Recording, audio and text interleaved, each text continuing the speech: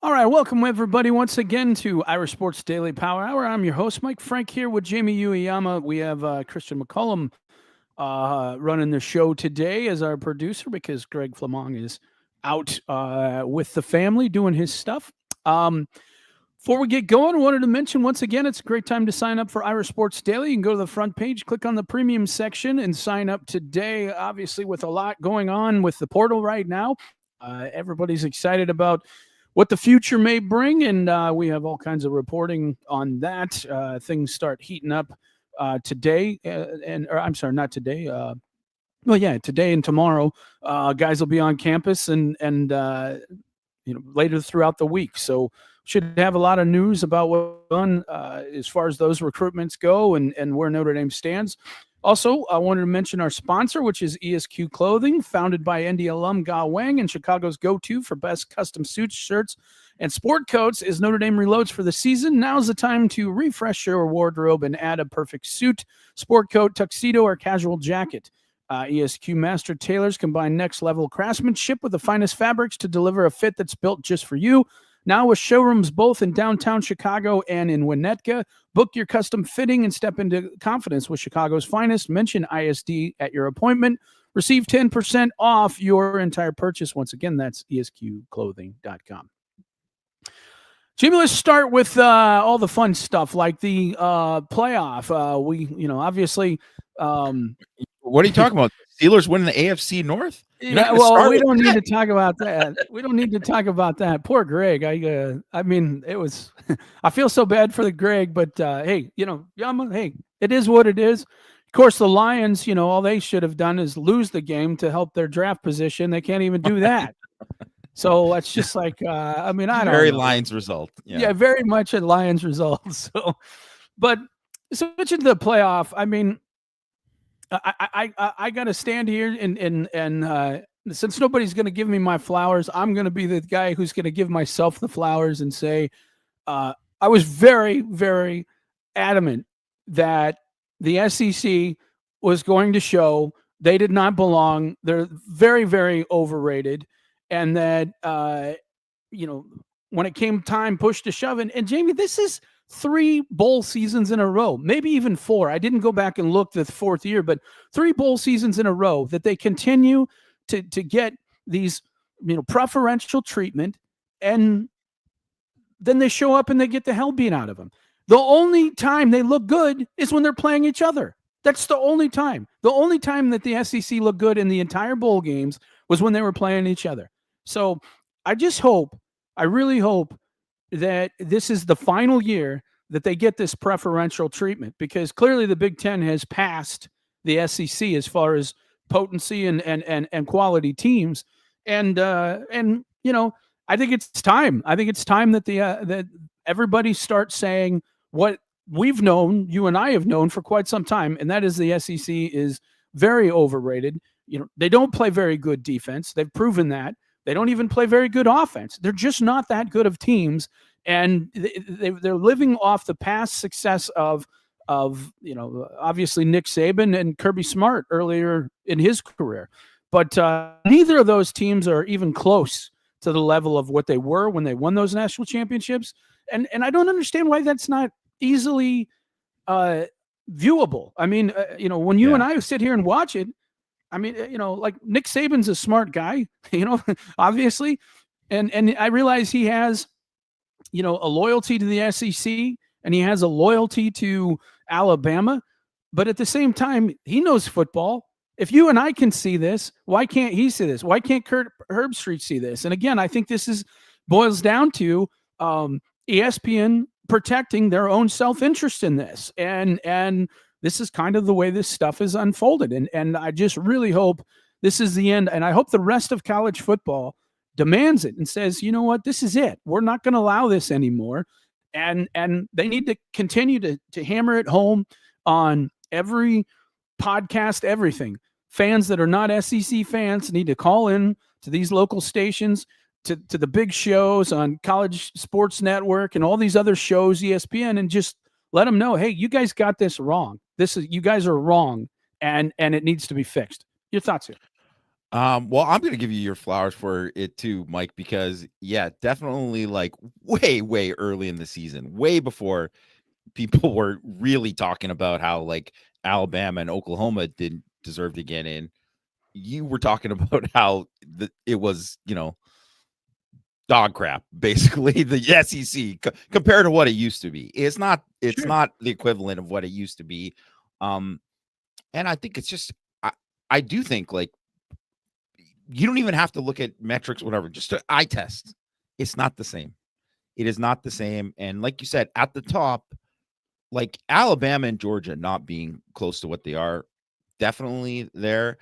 But I mean, I would say like Georgia's like a good team. They're a good team. They, obviously they could have gone either way when they're playing Ole Miss. But the problem is you have 5 of the top 10 are from the SEC who make it. Yeah. And only one makes it to the like, come on. And There's only one reason they made it too, and that's because two played each other to get in. That's the yes, only reason they made it in. I think if some of these other teams had to play Georgia, they would have had an opportunity to beat them. But here's the thing that I look at it, Jamie, and here's the interesting question: why do you think it is? And to be honest, I honestly think it's portal. I think it's NIL. I think these are the reasons some of the big teams have kind of fallen by the wayside because it it now becomes about culture, and that's why you got to hope that Notre Dame is set up for a good situation. So, we'll get into portal and Nick Marsh and all these other things here in a minute, but um, you have to do what's right for your culture first and foremost. And if you get the wrong types of people in your program, and especially like a lot of these high dollar portal guys coming into your program, if things don't go well right away, and they look at this as their one opportunity to kind of shine for the NFL, they're not going to be very happy, And so this is kind of the problem you run into when you're out there portal shopping right now. Is that yeah, there's a lot of guys who have talent, and there's a lot of guys who you'd like to have on your team, but are they a good fit? And that's really the big thing. And I really think that has had a big impact on, Kirby Smart's still the same guy. He's still a good coach, and he still has good coaches around him.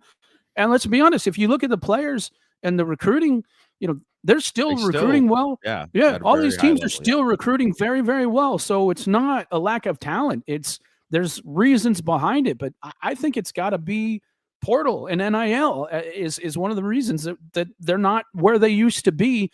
And you see a team like Signetti in Indiana, who is about culture and is about identifying the right people, and why they are able to rise like they have. And so, just kind of my thoughts. Your thoughts here. What do you think on this?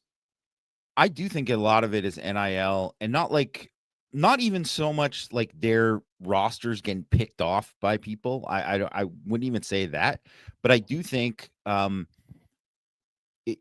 of it is like NIL and transfer portal, especially like I see it all the time whenever I see like, whoa, this guy went into the portal from an SEC school. A lot of times it's like an offensive lineman. You're like, this guy's like a 2-year starter or going to be a starter.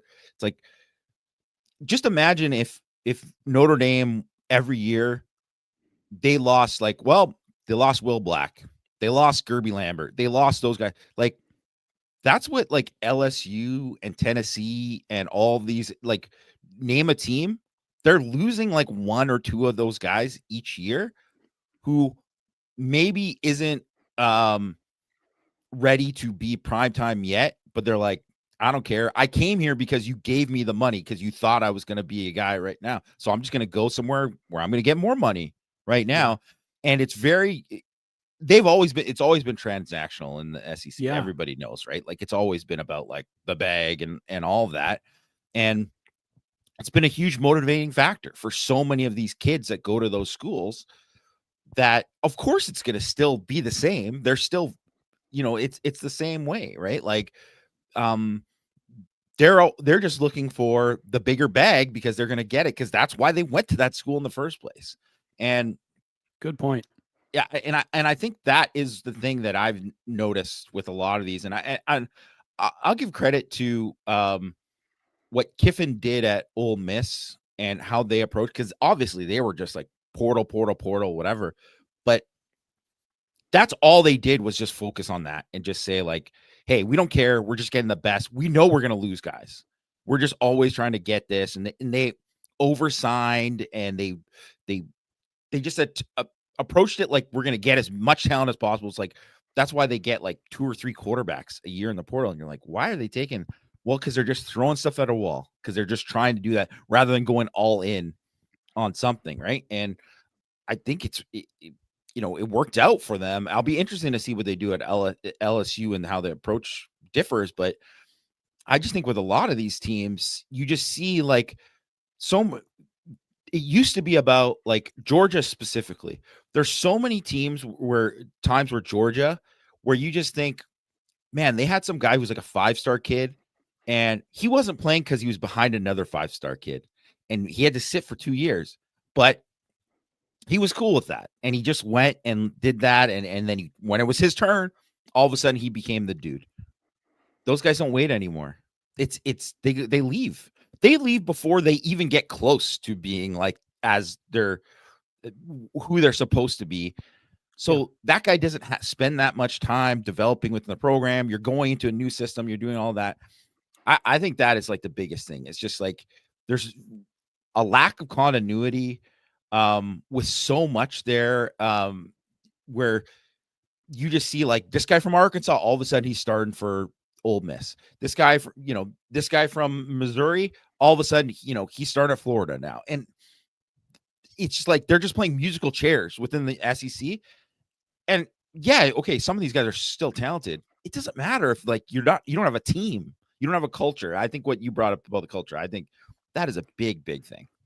And I think that that's really helped Notre Dame retain guys. We know that there are schools who have approached some of Notre Dame's top talent and offered them probably considerably more money than what Notre Dame is paying them, but they stick around because they like their teammates. They like the culture that's at Notre Dame. And so, there are a lot of teams, we know, like even last year, USC offered, Jadarian Price a crazy number, to come out there and be their running back. And so, and Jadarian Price said, no, I want to stay at Notre Dame. I like it here. And I like playing with Jeremiah Love. And so I think that that's a big part of it. And that's one thing that Marcus Freeman's done a really good job of, is developing that culture and an environment where everybody wants to be a part of it. And it's not all transactional. It's not all about money and those types of things. It's about winning a national championship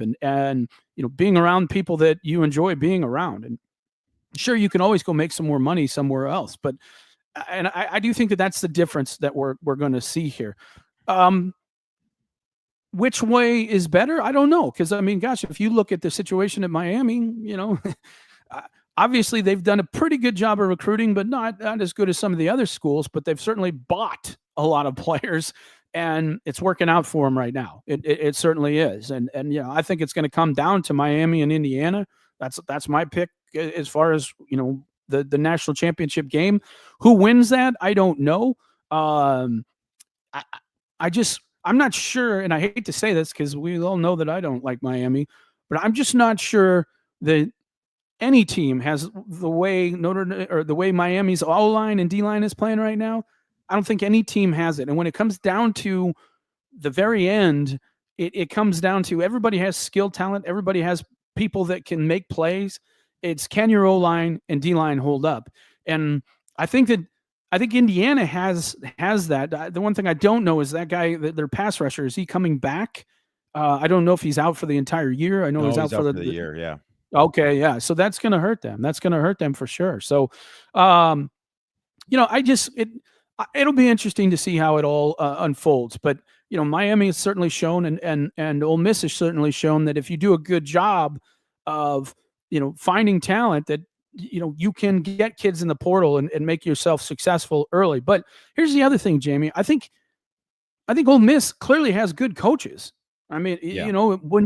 when you lose out on your guy and there's all this influx and just all this craziness going on, and you can still play as well as they did. And I mean, obviously they take 3 quarterbacks. They got lucky with one of them. That's really what happened. Yeah. I mean, that's really the difference right now. They got really lucky that some kid from essentially a D2 school shows up and plays lights out. That's not going to happen every year. You're not going to get lucky like that. Yeah. It just is what it is. And so we'll have to see how it all unfolds. But I do like where Notre Dame is headed in this. I like that the way they're set up. And I do think for Notre Dame, it's in Notre Dame's best interest to be a recruiting team versus a portal team, because I think you're going to have a better opportunity to keep kids like a Jadarian Price at Notre Dame when schools like SC come after them with big numbers than it is to try and find some kid that's in the portal that you have to pay $2 million to be your running back. I think that's a better solution for Notre Dame. Your thoughts here? I mean, I think it's really the only solution for Notre Dame, because I think like people are wondering, and I brought this up because somebody mentioned it on the site about like, Indiana, like, yeah, they're going all in. It's like, I mean, all they're doing is replacing the guys that they're going to lose. Like, they're losing 16 starters after this year. And one of the reasons why they're so good again, back-to-back years, is because they brought most of the guys that are the stars of their team this year. I know they brought in Mendoza. They got a couple other guys. Most of those guys were guys who played Notre Dame last year in the playoff, right? Like a lot of their guys are guys from James Madison still that Cignetti brought over, and those guys are gone. So they have all the money they're paying those guys. They have that money to pay these new guys. And that is something that happens when, if you're going to do that, you can go and reinvest. And since they're not recruiting at a level that is the same, where they're paying a 5-star kid to come or whatever, and like any of those guys, they can just invest it all into that, right? Like, and it's kind of the same with Texas Tech too, right? Like, yeah, they're getting some more of these like big time recruits and stuff now, but all they're doing is just taking that money, because all those guys are like 1-year guys for the most part, and just putting it back into it. And Notre Dame, first of all, I don't know if Notre Dame would ever be like the team that could be that transactional about it. Maybe just the school wise and all that, it might be too hard to ever be that if they were in that situation. But they're just in a situation right now where I totally understand, like, it does, as much as it sucks for Notre Dame to lose out on a receiver like Nick Marsh, they're not going to be able to offer the exact same amount that Indiana would offer, or whoever. I mean, I'm sure LSU might have offered more and stuff too, right? That because they also have to pay the guys on the roster right now that that they had to keep, right? So, and in the end too, you want guys like, say, Boubacar and Bryce Young. You want those guys to take to the next level, kind of like how like a Tay Johnson, whatever, goes into a next level. Like, because let's be honest, as good as like you could get some really good guys there, wouldn't it be better for Notre Dame to have like the internal development from those guys to become stars? Like, I think everyone would want that. I think any program would choose that over just getting a guy just for a year, right? So I think the way Notre Dame is doing it is the right way for them. And I think it's still the right way for a lot of these, for most teams. And I even think for like Texas is a perfect example where, like, I think they should be way more like Notre Dame. I understand they have a lot of money they can spend stuff, but so they can go after a Cam Coleman and maybe they'll get him, right? But if they don't get him, then what is all that for? Because he didn't do enough there to build it up around it. And I think that is just, there's just not enough Cam Colemans out there in the portal every year, right? So I just think it's playing with fire doing that, and you'd much rather have like your roster that you have built up to fall back on rather than just throwing all your chips in to the portal, because I think Indiana's got great coaches. They're going to be good no matter what. Will they be as good as they have been the last couple of years? I don't know, because I don't know if all the same guys are just going to fit in just exactly like the guys they just had for multiple years. Yeah, and I think for Irish fans, they need to understand the balance of, you have to pay high school players to come. Yeah. Just like you have to play portal players. So when you look at Indiana's recruiting and you look at their top players, they don't have anybody like Rodney Dunham that they signed last year. Notre Dame had to write a big check to Rodney Dunham. So that hurts how much you have to pay for defensive tackles, in the portal. I'm sure they paid a nice premium for Ian Premer and Kari Adams, and certainly Joey O'Brien, Javen Osborne, Kadon Finley, a lot of these guys, Elijah Golden, a lot of these guys that, were high draft or high prospects, you're going to have to pay for them. And so there's only so much money that there is to go around. And so if you have your money invested in these freshmen to get them to come, and like we said, we think it's the best thing for Notre Dame to build up their program through recruiting, you're not going to have as much money in the portal as, say, Indiana, because like you said, they're replacing 16 starters. They're going to have money to do that. They didn't get them in recruiting, so they're going to have to do it through the portal, but they have the money to do that. So you're going to have to be picky about who you go after, because your needs aren't as big. But at the same time, you're not going to have a lot of times the big giant cash that some of these others do to land some of these splash guys. It's just not going to be the same. But here's what I will say, Jamie, that I think is important. And that is, look, I get that you only have so much money. It has to go through the clearinghouse. You have to be able to prove all this type of stuff when you're giving out this money.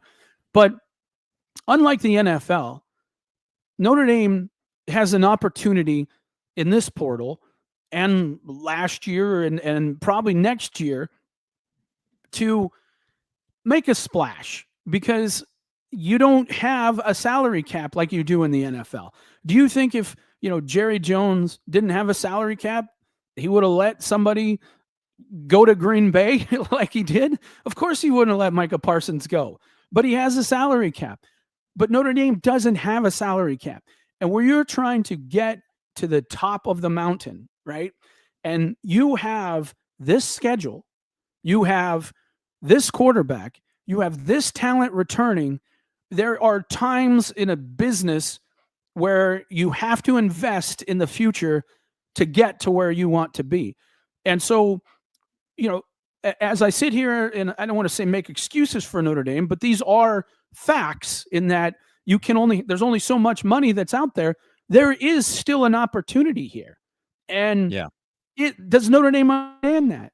Do they have the money for that? And, to me, I would be, advantage of, like, because they're not doing the same. Everybody else isn't following the rules like Notre Dame is. No, absolutely. And this is what we ran into before. Corners. Yeah. This is what we ran into before with NIL. And I kept saying to everybody, I don't know why you're waiting, because you're going to do it anyway. And the only reason I know you're going to do it is because you're going to be forced to. You don't have any choice. Yeah. If you want to stay relevant, you don't have any choice. You have to do what everybody else is doing. So to me, I just look at it as the people that run Notre Dame, board of trustees, the priests, everybody should have looked at this situation and said, holy cow, look at that schedule in 2026. Look at this quarterback we have. Look at the talent we have coming back. I don't know what we have to do, but look, if we have a good football team, donations come in, and that's just the reality of it. So maybe we should focus a little bit on, hey, let's make sure that we have a great 2026, right? Because if we have a great 2026, donations are going to come in and things are going to really, really explode. And so, so I don't know the particulars. I don't want to sit here and accuse anybody or make any sort of claims or anything. And let's be honest, we don't know how the portal's going to end either. So until we see the results, there's no reason for everybody to throw up the panic flag or the white flag or any flag at this point. Let's just see how it unfolds. But, when I look at why weren't guys in this weekend, I don't know. I don't know the answer to that. I don't think we've got a good answer to that. And maybe it's because there is no good answer. It was just poor planning. I don't know. And by me saying that, don't read into that I actually know that. I don't. I don't know what happened and why guys weren't in. But, if Nick Marsh wanted $2 million, like a lot of people say he did, is Notre Dame going to spend that? I don't know. I don't know. But you have to keep in mind, like I was just talking about, this is the year, man. This is the year. If you get over the hump, Marcus Freeman wins the national championship, so much of this just goes away. All your struggles, all this type of stuff just goes away. You have to play for the future, and I'll be disappointed if I feel like we find out later that we had this opportunity, or no, I should say Notre Dame had this opportunity. They had the opportunity to go out and do something about it this year and chose not to. That will be disappointing to me. And I don't know if we'll ever get the fair truth behind all of that when it's all said and done. And let's hope none of this matters. Let's hope that they just start landing guys left and right. And that's certainly impossible. They got some defensive linemen coming in today, which is exciting. They got a tight end coming in later in the week. They got a big time receiver coming in later in the week. I'm sure they're working on the kicker situation, but until we know the results, it's hard to really judge anything at this point. But I do think that this is an opportunity, and I'm just not sure based off of what I've seen, and it's only what I've seen. I'm just not sure the plan was the plan that I would have put in place. Let's just put it that way. Yeah. Your thoughts here? Well, I think it was whatever reasons for not having people in this weekend, you have to say it was a miscalculation on their part, because two guys that they definitely wanted them. Yes. Because they planned to have them like on campus today, didn't even make it because they were already locked up. And if you look at it, there's a lot of guys that are already locked up. And yes, obviously it's different with quarterbacks, because like Kenny Minchie, for example, right, who is going to Nebraska now. Mike, that's something you heard about like a week ago or whatever it was, right? Yeah. Like that's going to be done. Like that stuff and the portal wasn't open yet, but it's like that gets done. Like that's exactly that's what I'm saying. Yeah, and I will say, like, obviously that was something that if you look at with Notre Dame and like Riley Leonard and Sam Hartman, who were two like of the biggest guys in the portal at that time, like that stuff was done before the portal opened, before those guys even technically were in the thing. I think it was close to done. Like that's kind of how it works. And fair enough. Some of these guys, especially when it comes to like defensive tackle, like some of those guys, you don't know who's going to be in the portal, and then, or they say they're going to go in the portal and they don't, because that happens all the time where people put them on a list and you say, okay, well, this guy, but then that guy doesn't go in because his team paid him so much to stay and all that. So that's what happened to kicker. I think that's what happened to kicker right? So far. Yes, definitely. Right. And that is something that can happen. But that's why you have to have plan B, plan C, and all of these kind of things set up. And it's also why you have to have that first weekend and get that, because now all the portal is too is people are worried. It's like, if I don't take this right now, someone that the next guy who comes in and visits is going to take that money, and then that spot's not going to be there. And that's why they're taking it for a lot of these guys. So, and honestly, because I would have thought that, the kid, Jontez Williams, the corner from Iowa State, like he had a lot of options. He could have really looked at something, and I'm sure that USC, gave him a lot, and they really need secondary help. So yeah, it makes sense, but that's just something where if you look at it, like it all has to be like, you have to plan it, because it wasn't like Notre Dame was the only one who just wanted Jontez Williams. Other teams did too. you have to jump on it. You have to jump on it. And even though the portal might only be open 2 weeks, it really goes through all of like December and all that kind of stuff too, where you're planning it. And goes way before that. yeah. And I And think you people have to, would be surprised. This starts in October, this maybe even sooner sometimes. Yeah. This kind of stuff happens early and way earlier than people think. And so, and here's the thing that I think needs to be said too, is that when you're bringing these guys in, the guys that you plan to bring in first, those are your top of the board guys, just like in recruiting. I mean, if you follow Notre Dame recruiting, that first weekend, that's when Notre Dame brought in all their top guys that first weekend. Why? Because they don't want somebody else to have an option to try and convince them to go somewhere else, right? They want, everybody says, well, you want the last visit. That used to be the case, but that's not the case anymore in recruiting. That's not the case at all. You want the first visit because everybody, the numbers that are out there, and then everybody starts to lean on them and says, oh, we need you here. We need you here. And we got other guys on the line. And if you're not going to take this right now, the next guy coming in will, and we're going to take him. And we can't sit around and wait for you. So the reason I say this, and because I've seen some people say, well, Nick Marsh wasn't needed, and the Iowa State kid was not needed. And I'm thinking to myself, that's ridiculous. You don't schedule guys to come in your first weekend or your first visits if they're not wanted and needed. Why would you do that? Of course they're wanted and needed. So Notre Dame feels like they wanted a slot corner. Now, they may not take one because they may not find anybody they feel even has a chance to play at slot corner at this point, because we certainly haven't heard another name. I'm sure they're looking for other options out there. I'm sure there are other options out there, but you also have to weigh at that point, can this guy even come in and compete with what we have? They must have felt this guy could, and that's why they were going to bring him on, just like Marsh. Yeah, he's a good player. It's not the end of the world. It's not the end of the world that they lost these two guys at all. That's, there's no question. There's other guys that are out there that they can get, but folks are fooling themselves if they think that these guys weren't top guys, because they were. Oh, yeah. Just like all these defensive linemen that are coming in. These are the top guys right now. These are the guys they want and have a shot at. So, but here's the thing. You have to have that negotiated before this even comes, meaning we got to have you in first. That's what's got to happen. And then here's where it comes the push and pull.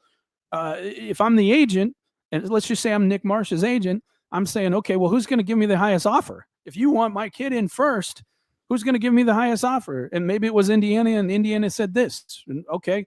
So you don't come down to the final numbers until they're actually on campus and everything, but everybody has a really good understanding of what this is going to take, right? And can you do that? And because you want to know, you don't want to waste your time trying to recruit some kid when the number's way out of the stratosphere, and there's no way in heck you'd ever pay that kind of money. So again, these are all negotiated and everything. And so to me, I guess if I'm looking at this from a logical standpoint, I'm sitting here saying, well, why did everybody else go visit somewhere else instead of Notre Dame first? And I start to think, well, maybe they just weren't, maybe they didn't have the money that other places were, or maybe they didn't have the opportunity that other places have. And those two things would certainly play a big factor if I'm Nick Marsh or anybody.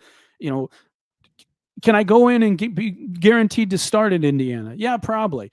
Can I go in and be guaranteed to start at Notre Dame? Well, it worked out for Malachi Fields.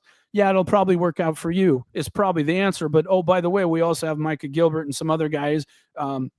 Jerome Bettis Jr., you're going to have to compete with if that's a position, where other places may say, oh, absolutely, you're the starter. So these are things you're going to have to battle as it all comes about. I did want to get your thoughts here, Jamie, on the kids coming in. I wanted to get your thoughts on what you think on Xavier Gilman, Horace Lockett, and Jalen Thompson, the two guys coming in, or the three guys coming in on the defensive line. What do you think of their talent? And, if you could kind of put them, like, say they show up, where would you feel that they would fit initially on the depth chart if they did show up? Okay, well, I'll start with Thompson because, he's the edge. I'm I mean, he's a guy to me that probably would be, I mean, he's automatic rotation, obviously, but he would like compete to, you know, he's a starter level player. Like to me, that would be the Josh Burnham replacement. And he's probably got more, I'm not probably, he has more NFL traits than Burnham. Like he's just a little bit longer, a little bit, I wouldn't say definitely more explosive, but he's a better pass rusher. Mm-hmm. And I don't think he's a guy necessarily who would make it into Notre Dame's third down package because of who they have there, but he has a chance to. He has a greater chance to. So I think he's a good player. Like I think I wouldn't put him at the the Javonte Jean-Baptiste level of like that like ceiling of a guy. But he's like close to that, and definitely like a very good player that you would add in. And even if he's not a starter, he's a starting caliber type of player. Again, so I that's think where you're going to run into the problem of this kid could probably go start somewhere and be a 3-down player, just like Burnham, and why he's leaving. Right? yes. So Okay. and but it all depends how they sell it to him, right? Because Yeah, I was totally. just Yeah. thinking of like with Burnham is a perfect example. Like they're bringing in a couple other edges, like Indiana is too. And I was looking at it and I was like, oh, is Burnham going to play over these guys on third down? I don't know, right? Like probably not, Yeah. definitely not over the Kansas State kid they brought in. So, I, but they're probably selling it to him a certain way. And he's just thinking, yeah, of course it's going to happen like that. Right. So, but I would say with Gilliam is the most intriguing guy because he has, like, he played 409 snaps as a redshirt freshman last year.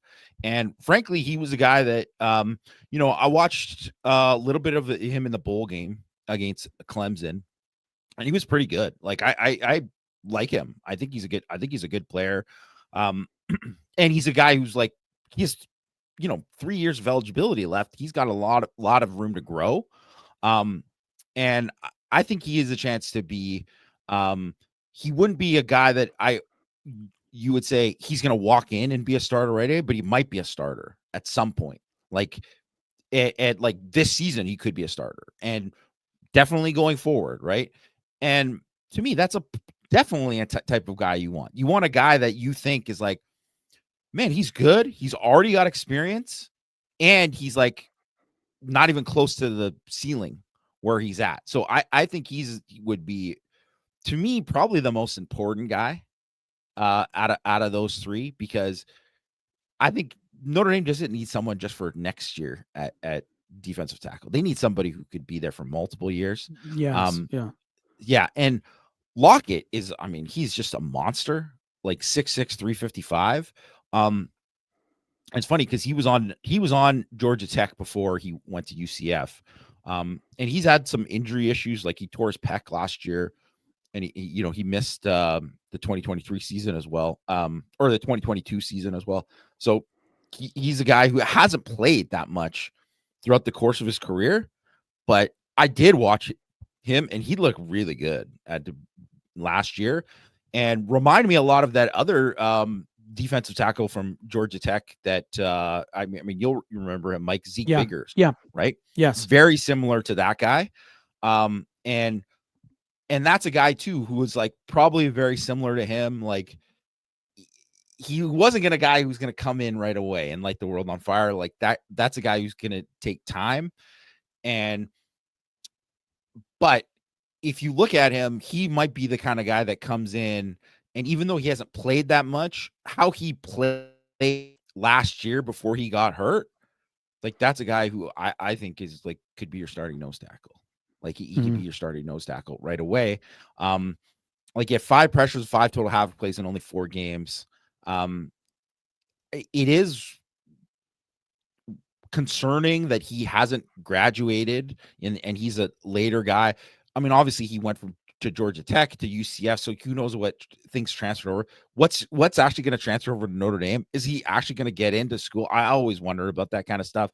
I don't know.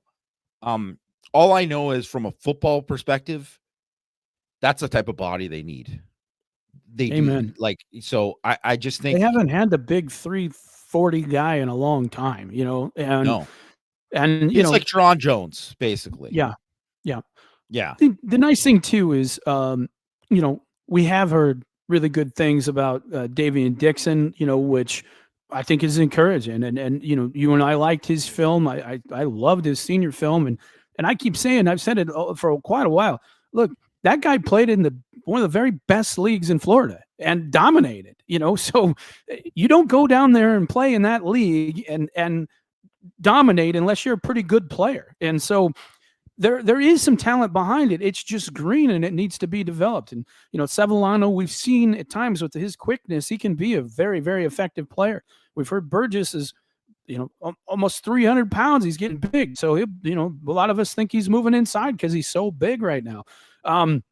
So there are bodies, but you don't want to go into a season with all these question marks. So really important that Notre Dame lands a couple of these interior defensive tackles, and we'll see what happens. Jamie, well, also, I really like this Brody Foyley kid, the tight end from Tulsa. I think he's a good player. And I also want to get your thoughts on Xavier Townsend, also coming in, the receiver as well.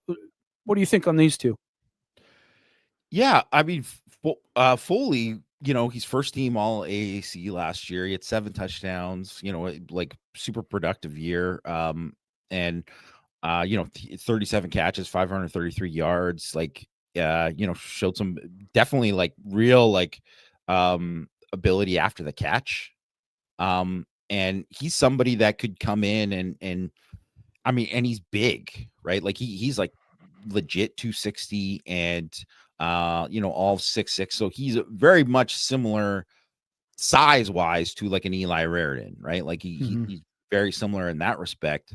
And to me, he's a guy that you plug in right away, and even if he's not a starter, it means because one of the other guys was, like James Really Flanagan good. was just too good. Like, so, but he is another guy who's like a starting caliber type of guy. And you're just bringing him into a situation where they already have talent. And I think that was sneakily last year, Mike. And I was thinking about this, that to go into the beginning of the year where they couldn't really play in 12 personnel, or they didn't feel comfortable with it, that was a huge issue, like a huge issue that didn't get talked about enough. And I understand everybody wants to have more receivers and be more explosive than that, but like, you have to be able to play in every single way and play big and do those kind of things. And they didn't have that, and which is very rare for a Notre Dame team to not have that. And obviously if Cooper Flanagan was healthy, they would have been. And later on in the year, they felt like Flanagan. I don't think it's going to be a problem next year, but let's just say they had another injury or something like that. Like, well, then they might have had problems. But if you get a guy like this, well, it doesn't matter. You could have an injury. You're still not going to have those problems. You're going to be good. You're going to have that kind of those who you want at tight end there, right? Like I think you can have so many options. Xavier Townsend, I mean, one, obviously he was a guy who was a high school teammate of Trey Reeder, who, they're bringing back as an assistant. That was great that they're able to keep him there. He started at UCF. He didn't have like big numbers at Iowa State last year. He only played 1 year at Iowa State, but he was good in his in his role that he did. He's very reliable hands. Not a guy who's like overly like explosive in terms of what they asked to do vertically.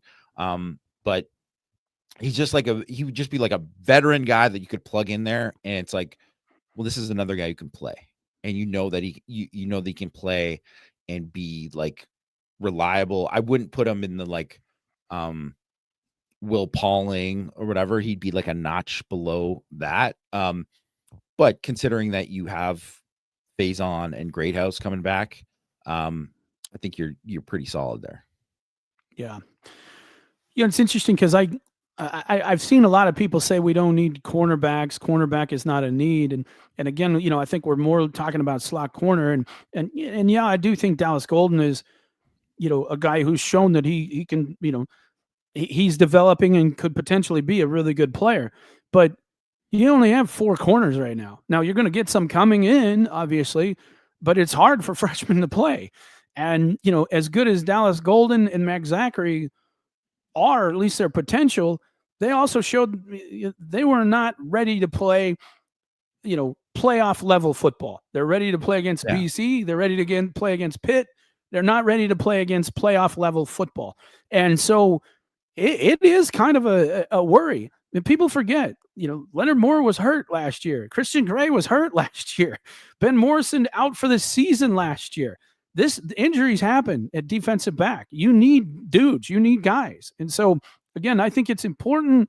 It would be nice if you could find that security piece at nickel corner. It isn't necessarily an absolute need, but I do think it is important because you need experienced guys. That's why you went out and got a Devontae Smith last year, and you thought Carson Hobbs might be somebody, right? You thought he might be somebody, but you got Devontae Smith just in case he wasn't, and then you found out Carson Hobbs just wasn't what you thought he would be, and Cree Thomas gone. So it's a bigger need than I think people understand. It's not going to kill you if you don't get it, but if you're trying to play championship football, injuries happen, and you need to have the quality depth behind it. And it's kind of like people were talking about, well, we got bodies at defensive line. It's like, folks, do you remember what it was like when Notre Dame didn't have a healthy Howard Cross and Riley Mills in the playoffs? I remember what that was like. It didn't look pretty. You need bodies when you're playing against the very best teams, and you need guys who can compete against the very best players, because that's who you're going to have in the playoffs. So the good thing I will say, there's been some really good news, and that is, Sullivan Absher, Joel Otting, they're back, it seems. That's a win for Notre Dame, because we've seen offensive linemen go down like crazy. So to have those two guys back, that's a win. Big numbers were thrown at a guy like Boubacar Traore. Notre Dame was able to get him back. That's exciting. Same with a lot of these guys that they got to come back. So there is a lot of good news in that.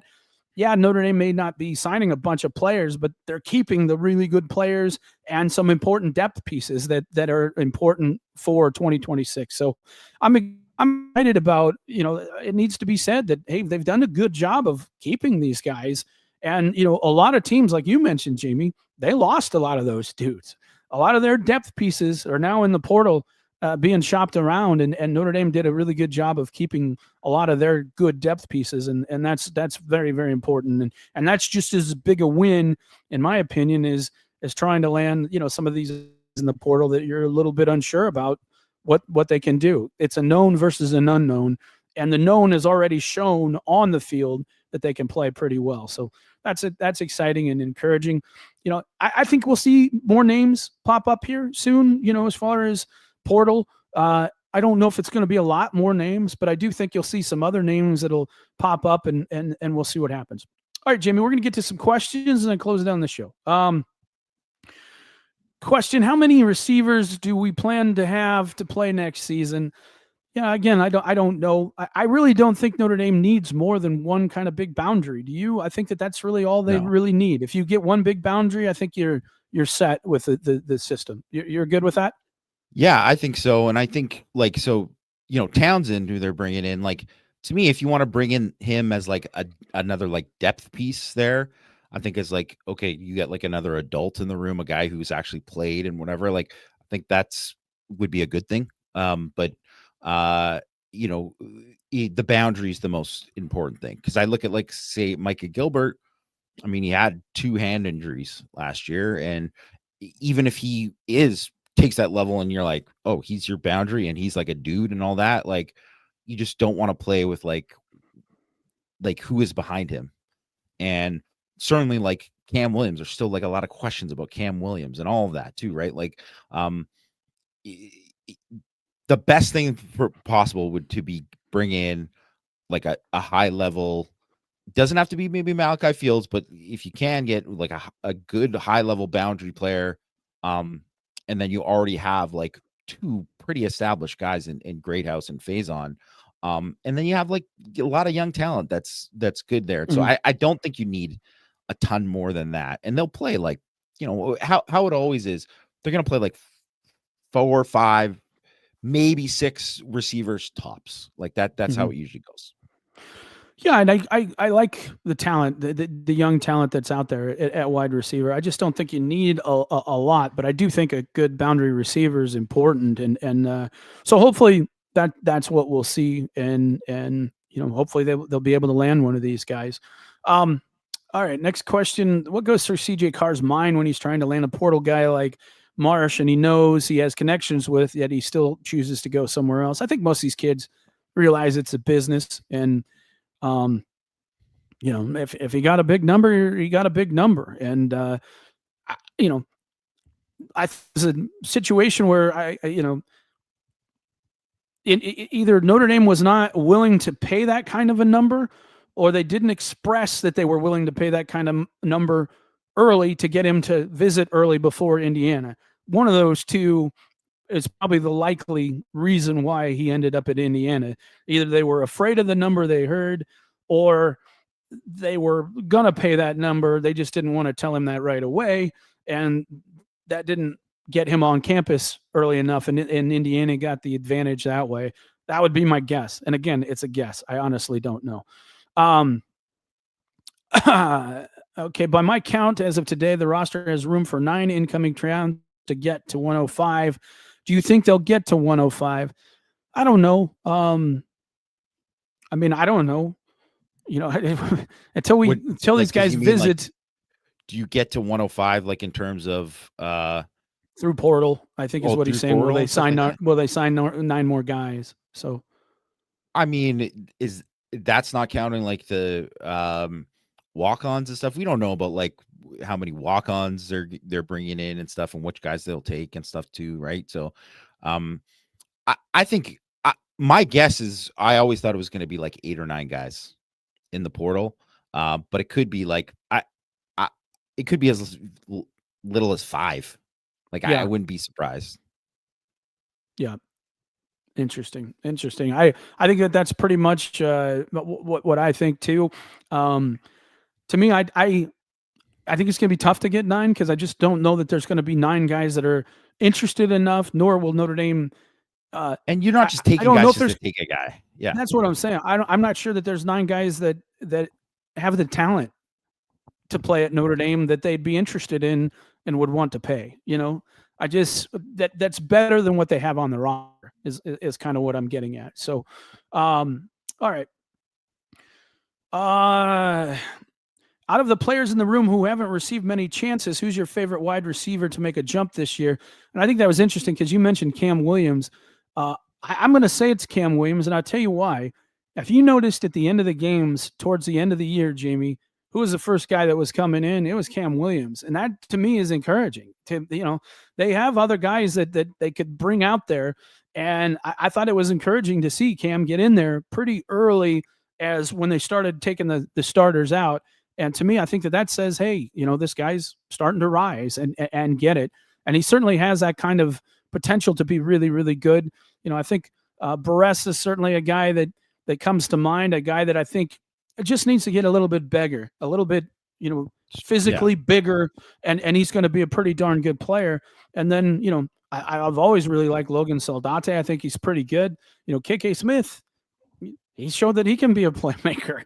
In the limited times we've seen him, he's been running free wide down the middle of the field. Yeah, absolutely. So I think they got guys. Anything you want to add to that? I would probably say Barres is stands out to me as the guy that I would think. But Cam Williams, I just think physically you just want to see it happen. Yeah. And we need to see it happen is what we need to see. Yeah. So, and I think it's consistency. That's really what the next step for him is. It's just doing everything consistent all the time. All right. How much is the damage the college football playoff snub done to the program? What do you think there, Jamie? I don't know if it damage, I don't think it's done that much damage, to be honest. I think maybe it did damage in terms of having that time open up for Marcus interview and entertain some of these NFL, offers and stuff like that. In that way, I would say, yeah, that wasn't good. It would have been much better if they were preparing for college football playoff games, and he was saying, no, I can't really deal with this right now. I got to work on that. So that would have been good. But I don't think there's anything like from a perception wise, like it hurt them in like recruiting in terms of, oh, Notre Dame can't get in or anything. Like, I don't think that is anything. I don't think it's that. I think it's more of like just that strictly on the Freeman not having that time there and not having I would say even for like young players like a James Flanagan, like he could have played a lot in like if they played like 2 or 3 games, or if they made it all the way to the championship, he would have played a lot and been better for it. I think it's the young players, like you said. That's who it's going to probably have the negative impact for. I think the older players who played all those minutes last year and this year, it's going to help them kind of reset their body, I think, and kind of get back in the lifting and all that type of stuff. There's not going to be that long kind of resting period. They can kind of jump in, from the word go once they get on campus here, back from Christmas break.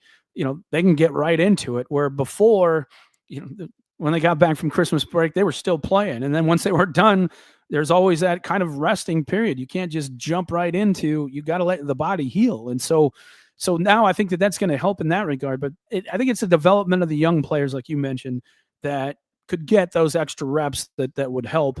That's the one negative I saw with the whole thing. All right. A lot of questions on this, and I don't know how exactly to address it. Do you read into the way Freeman stated he was staying at Notre Dame? Let's run it back. To me, it sounds like a 1-year deal to Freeman, even though I know his contract has multiple years on it. Does ND tend to put large buyouts in contracts? Hopefully there's a buyout to Freeman. I think it's, first of all, there's buyouts and things like that, but also there's, you also can't limit exactly every single opportunity, that type of thing too. So, I don't know. I mean, and a lot of people say, do you think, the run it back for 2026, that doesn't mention anything about being around. And I mean, I remember when he said it, and I remember talking to you guys afterwards. It's just not a very strong statement. I would have preferred what Dan Lanning said. And if you say what Dan Lanning says, then there's nothing to speculate at that point. And that's why you didn't hear Dan Lanning's name for the NFL or any college jobs or anything, because he put it to bed, just like Signetti did, right? He put it to bed, and there was no speculation. So does that hurt recruiting when you don't do that? I think it does. I think if I'm an opposing coach, I would use all that against Notre Dame and say, you don't even know if he's going to be here next year, especially when a lot of the reason that a lot of these guys are choosing to go to Notre Dame is because they want to play for Coach Freeman. Well, if Coach Freeman is not here, is Notre Dame as attractive? And again, I'm not saying it's going to impact. I am saying that every single team is going to use it against Notre Dame. Whether it has any impact or not, I don't know. But I guarantee you every team's going to use that against Notre Dame. And Notre Dame's going to have an answer for that. Going to have an answer. Marcus Freeman's going to have an answer for that. I'm sure it's already been thought of. I'm sure they've already discussed it. But, I personally, I'm sure everybody else would have rather he said what Dan Lanning said. And that's just the reality of it. And guess what? It doesn't hurt him to say that, because if he leaves for the NFL next year, who cares? Who cares? You say that to protect what you have now, not what you are thinking about in the future. You say those things to protect what you have now. And so that's the only thing that I think is kind of the negative about it. But the guy's allowed to say and do what he wants. And here's one. And again, I think this is, I'll disagree with this statement. It seems like for high school recruits, Emily likes to be the last school on the visit list. For portal, it looks like the same strategy may not be working as well. I think that was what it used to be. You used to like that. But if you followed the last couple of years, Notre Dame tried to get their very best players in at the very beginning. And that's what I think you'll see moving forward, because with the NIL, with agents, with all this stuff that's going on right now, you can't afford to wait. to do this. You can't afford to wait to do this. You need to be able to get in front of these guys before and close the deal. And so it's going to be a race to see who can be the first school to get the official visits moving forward. Anything you want to add, James? No, I mean, I think that's just, it just should be lesson learned that you gotta, like, you can't be, it's different. You have to treat it differently than how you treat like the summer official visits, because most of those guys have a timeline, and it's rare if they don't stick to that timeline. You know, like they stick to it and say, like, this is my announcement date and this is whatever. Well, no one says, oh, I'm going to have my announcement date during this time. That's not a thing that happens in the transfer portal. It's like, people have different priorities. So it's just, you have to treat it exactly like you treat free agency in the NFL, right? Like, that's why one of those things is like, well, we called the person right at midnight, right? Like, that's why you do it. Like, you have to have that all set up, and that's got to be changed. Yeah, I think I think you'll see some other changes coming too in regard to Notre Dame recruiting moving forward. Things that they used to do, I think, is going to change a little bit. Things like pot of gold day, stuff like that. I think that they'll be doing some things a little bit differently moving forward, and I think it's for the better. I can't be waiting around for stuff anymore. Gotta put the hammer down early. So I think you'll see that Notre Dame will adjust and things will, get better. It's one of these things where you have to monitor the landscape as it continues to go, and constantly look and see if you're doing the right things and the smart things, and what used to work in the past may not work moving forward. So, well, all right, Jimmy, I think a lot of people are hoping that Notre Dame was going to be a big player portal this year, and do you think that's a reasonable expectation considering Notre Dame's current roster situation, their opportunity situation, which I think is really the biggest thing. Obviously money is a big thing for a lot of these kids too, but if you're a guy like Burnham, you have to look at opportunity more so than the money, although I'm sure he's probably getting paid well to go to Indiana as well. So, and probably higher than what Notre Dame would pay. But do you think the expectation that some of these people have for Notre Dame to have a lot of success in the portal is, too high, is out of bounds? What are your thoughts here? Well, I think you have to have tempered expectations based on kind of what we talked about earlier, and how much like money they'll have allocated to do it, and how they've just built their team. Like, they're not going to go and get like, 4 big name guys or whatever. Like, that's not going to happen. But I think there is a reasonable expectation that, like, from these first set of visitors and from who they're supposed to visit this week, like, they got to close on most of them, because if you look at like what they've done in the last like 3 years, basically under Freeman there, they've done great in the portal. There are very few guys that have been on their list that have been priority guys that they haven't landed. And yes, they weren't shooting for like the Jordan Addisons or the Caleb Downs, or like, I know they were interested in Caleb Downs, but you know what I mean? Like, they weren't shooting for all of those level of guys all the time, but they still got a bunch of good guys that end up being good players. It was like, when Javonte Jean-Baptiste came on the radar, it was like, well, within a few days it was done. Like, that's kind of how it was. So you got to close. You have to close. Yeah. And I think if you look at recruiting this year, there's a lot of questions going into those official visits, because it was like, well, they don't have a lot of plan B's here if they don't get these plan A guys. So what's going to happen there? And Mike, it's more than fair to say, like, in the previous years, they didn't close on all those guys. Well, this year they did. They absolutely like hit it out of the park with so many Yeah. of those guys. So now we're going to see, they're going to get these guys on campus. We'll see where it's at. I do think, and we didn't talk about it, and we probably should just briefly talk about it. It's not like official yet. Like, I'm sure it'll be official soon or whatever, but Notre Dame hiring Charlie Partridge, like Al Washington moving to linebackers and hiring Charlie Partridge to become the defensive line coach. Like, everybody knows, like, I'm a defensive line guy.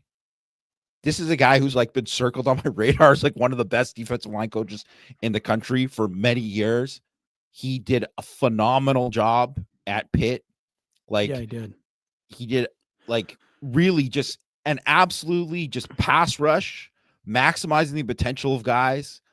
Great eye for talent, really good evaluator. Yes. Develop players. And there's a whole bunch of guys too that weren't even NFL players. Like, he developed a lot of NFL players, but other guys who were just like just good players that he just developed too. And I don't want to say, like, obviously, you know, Al Washington, I think, did a really, really good job of developing players. Because you look at, there's a whole bunch of guys that we've seen over the years that are like, well, I don't know about this guy, whatever. And then they developed and they went, like, they did a really, really good job there. But I mean, Charlie Partridge is, you know, on a higher plane in terms of what he's done. He just has a longer track record of that. And obviously he's worked with Chris Ash, and he's someone who's very familiar with that too. And he's a big guy, like in terms of like the pass rush plan on third down. And he's been a big part of that. And Pitt, even though I thought Pitt's DBs were not very good in most years, like, they still were really good on third down. And Notre Dame's going to have one of the best secondaries in the country again. So they're going to have that. Like, man, I think he's somebody that if I was like a defensive lineman and I'm looking at like, not just where I want to like get the money now and get a bag now and all that, but I'm looking at like, hey, I want to make the league and I want to do this and I want to, that's a guy that I would want to play for. So yeah. I think that is going to, that should be a big selling point. That should be a big selling point. And I'm frankly like, I am so excited about, I want to see Bryce Young work with him.